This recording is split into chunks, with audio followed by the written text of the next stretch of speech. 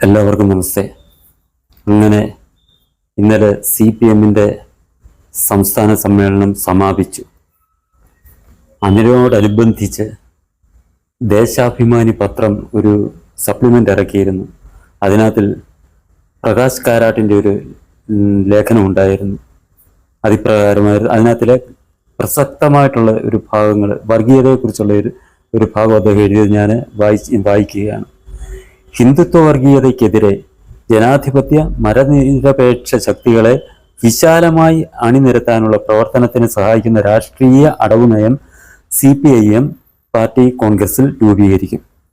തൊഴിലാളികളെ ചൂഷണം ചെയ്യുന്നത് തീവ്രമാക്കിയ നവലിബറൽ നയങ്ങൾക്കെതിരെ വർഗസമരവും ബഹുജന പോരാട്ടങ്ങളും മുന്നോട്ട് കൊണ്ടുപോകും. ഹിന്ദുത്വ വർഗീയതയ്ക്കെതിരായ പോരാട്ടത്തെ നവലിബറൽ നയങ്ങൾക്കെതിരായ പോരാട്ടവുമായി സമന്വയിപ്പിക്കേണ്ടത് അത്യാവശ്യമാണ്. രാജ്യത്ത് പാർട്ടിയുടെ ഏറ്റവും വലിയ യൂണിറ്റാണ് കേരള സംസ്ഥാന ഘടകം. ഇടതുപക്ഷ സർക്കാർ ഭരിക്കുന്ന ഏക സംസ്ഥാനവും കേരളമാണ്. ഹിന്ദുത്വ വർഗീയ ശക്തികൾക്കെതിരെ തുടർച്ചയായ പോരാട്ടത്തിനും അധ്വാനിക്കുന്ന ജനവിഭാഗങ്ങളുടെ താല്പര്യങ്ങൾ സംരക്ഷിക്കുന്നതിനും ഇടതുപക്ഷ ജനാധിപത്യ പ്രസ്ഥാനത്തെ ശക്തിപ്പെടുത്തുന്നതിന് CPIM-ഉം LDF-ഉം പ്രവർത്തിച്ചു വരികയാണ്. ഇത് കേട്ടിട്ടെന്ന് മനസ്സിലായി? CPM-ന് ആകെ പ്രശ്നം ഹിന്ദുത്വ വർഗീയത മാത്രമാണ്. അതായത് ഹിന്ദുത്വ ശക്തികളെ എങ്ങനെയും തകർക്കുക, അതുമാത്രമാണ് അവരുടെ ലക്ഷ്യം. നമ്മളിന്ന് കണ്ടുവരുന്നതാണ് നമ്മുടെ നാട്ടിൽ ഏറ്റവും വലിയ വിപത്തായി മാറിയിരിക്കുന്നത് മുസ്ലിം വർഗീയ ശക്തികളുടെ, എല്ലാവരും ഇല്ല, മുസ്ലിം ലീഗിൻ്റെ കൂട്ടുള്ള പാർട്ടികൾ മിതമായ തോതിലേ ഇത് ചെയ്യുന്നുള്ളൂ. അല്ലാതെ SDPI, പോപ്പുലർ ഫ്രണ്ട്, NDF ഇതേപോലുള്ള വർഗീയ ശക്തികൾ ഇന്ത്യയെ തകർക്കുന്നതിന്, ഇന്ത്യയിൽ തീവ്രവാദ പ്രവർത്തനം നടത്തുന്നത്, അവിടെ ഇവിടെയൊക്കെ ബോംബ് സ്ഫോടനം ഉൾപ്പെടെ നടത്തുന്ന ശക്തികൾ CPM-ന് പ്രശ്നമേ അല്ല. ഹിന്ദുത്വ ശക്തികൾ, അവരുദ്ദേശിക്കുന്ന ഹിന്ദു ധർമ്മവുമായിട്ട് ബന്ധപ്പെട്ട് സനാതന ധർമ്മത്തിൽ വിശ്വസിക്കുന്നവർ, അവർക്ക് പല ഭാഗത്തു നിന്നുള്ള ഈ ഭീഷണികൾ വന്നുകൊണ്ടിരിക്കുന്നതാണ്. അവർ ആരാധനാലയങ്ങൾക്ക് ഉൾപ്പെടെ അതിനെ സംരക്ഷിക്കുന്നതിനായി ഹിന്ദുക്കൾ ഒറ്റക്കെട്ടായിട്ട് ഒന്നിച്ച് നിൽക്കുന്നതിൽ മാത്രമാണ് CPM-ന് പ്രശ്നമായിട്ട് കാണുന്നത്. അത് മാത്രമാണ് അവർക്ക് പ്രശ്നമായിട്ടുള്ളത്. അതിന് അവർ ഭയപ്പെടേണ്ട കാര്യമുണ്ട്. കാരണം ഹിന്ദുക്കൾ ഹിന്ദുത്വ ബോധത്തോടുകൂടി, ഞാനൊരു ഹിന്ദുവാണ് എന്നുള്ള ഒരു ചിന്തയോടുകൂടി ഒന്നിച്ചു വന്നാൽ CPM-ന് ഇപ്പോൾ ഉള്ള കേരളം കൂടെ പോകുന്നുള്ള കാര്യം അവർക്കറിയാം. നേരത്തെ അവർക്ക് ത്രിപുര ഉണ്ടായിരുന്നു, പശ്ചിമ ബംഗാൾ ഉണ്ടായിരുന്നു.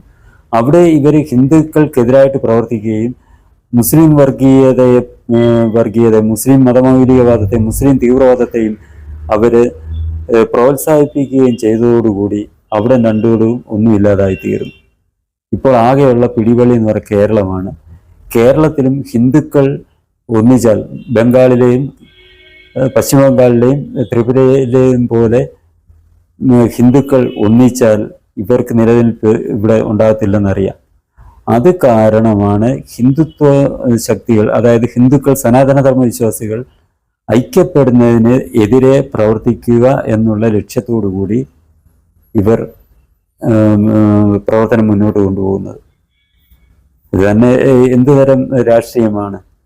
ഒരു രാജ്യത്ത് വർഗീയതയെ എതിർക്കുക എന്ന് പറഞ്ഞാൽ അത് ഭൂരിപക്ഷ വർഗീയതയും ന്യൂനപക്ഷ വർഗീയതയും ഒരേപോലെ എതിർത്താൽ നമ്മൾക്ക് മനസ്സിലാക്കാം അവർ വർഗീയതയ്ക്കെതിരാണെന്ന്.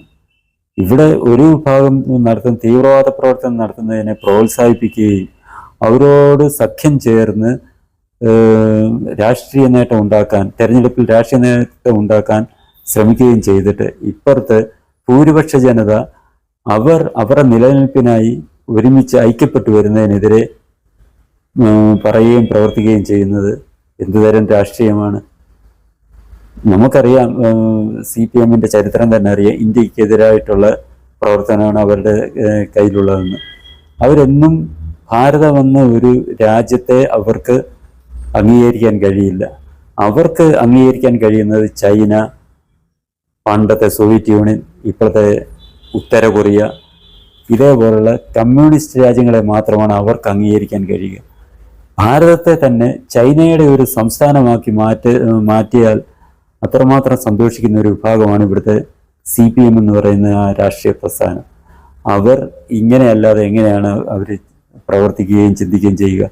അവരുടെ ഏക പ്രശ്നം ഹിന്ദുക്കൾ ഐക്യപ്പെടുന്നതും ജാതിക്കും മറ്റ് വിഭാഗീയ ചിന്തകൾക്കും അതീതമായി അതെല്ലാം വെടിഞ്ഞുകൊണ്ട് ഹിന്ദു സമൂഹം ഒന്നായി വരുന്നത്, ഒന്നായി നിൽക്കുന്നത് ഏറ്റവും കൂടുതൽ ഭീഷണിയായി കാണുന്ന പ്രസ്ഥാനമാണ് CPM എന്ന് പറയുന്ന രാഷ്ട്രീയ പ്രസ്ഥാനം.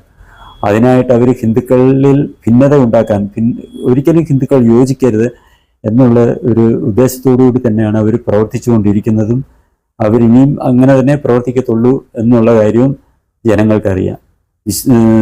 സമാധാനപ്രിയരായിട്ടുള്ള ഹിന്ദുക്കൾക്കും അറിയാം.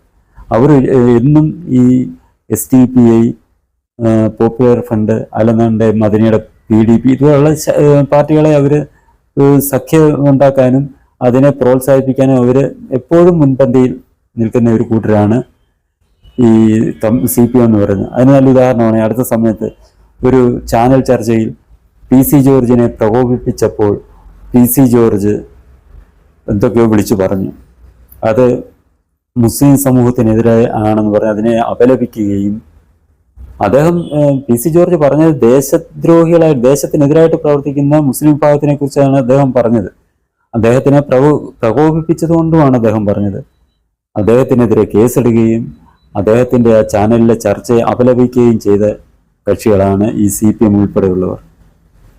എന്നാൽ ഈ അടുത്ത സമയത്ത് SDP എന്നൊരു രാഷ്ട്രീയ പ്രസ്ഥാനത്തിൻ്റെ തീവ്രവാദ പ്രവർത്തനത്തിനെതിരെ അന്വേഷണം നടക്കുകയും അതിൻ്റെ അഖിലേന്ത്യാ പ്രസിഡന്റിനെ, ദേശീയ പ്രസിഡന്റിനെ ED അറസ്റ്റ് ചെയ്യുകയും ചെയ്തിട്ട് ഒരു വാക്ക് അതിനെക്കുറിച്ച് പറയാൻ ഇവർ തയ്യാറായിട്ടില്ല. അത് തന്നെ CPMന്റെ ഇരട്ടത്താപ്പിൻ്റെ മറ്റൊരു ഉദാഹരണം തന്നെയാണത്. ഇത്തരക്കാർ അധികാരത്തിൽ തുടർന്നാൽ കേരളത്തിൻ്റെ ഗതി എന്താവും? കേരളത്തിലെ ഹിന്ദുക്കളുടെ അവസ്ഥ എന്താവും? ഭരണകക്ഷി അവർ ഭരണത്തിലേറിക്കഴിഞ്ഞാൽ ആ നാട്ടിലെ എല്ലാ ജനങ്ങളെയും ഏത് മതവിഭാഗമാകട്ടെ അവരെ എല്ലാം ഒന്നായി കണ്ടാണ് പ്രവർത്തിക്കേണ്ടത്. ഇത് അതിന് വിരുദ്ധമായി ഭരണത്തിലിരുന്നുകൊണ്ട് ഒരു വിഭാഗത്തിന് മാത്രമായി പ്രവർത്തിക്കുകയും ഒരു വിഭാഗത്തിനെതിരായിട്ട് ഇവിടുത്തെ ഭൂരിപക്ഷ ജനതയ്ക്കെതിരായിട്ട് പ്രവർത്തിക്കുക എന്ന് പറഞ്ഞാൽ അത് ജനാധിപത്യമല്ല, അത് മതേതരത്വവുമല്ല, ഇരട്ടത്താപ്പ് മാത്രം. ഈ ചാനൽ നിങ്ങൾക്കിഷ്ടമായെങ്കിൽ സബ്സ്ക്രൈബ് ചെയ്യുക, ഒപ്പം തന്നെ ലൈക്ക് ചെയ്ത് ഷെയർ ചെയ്ത് ബെൽ ബട്ടണും അമർത്തുക.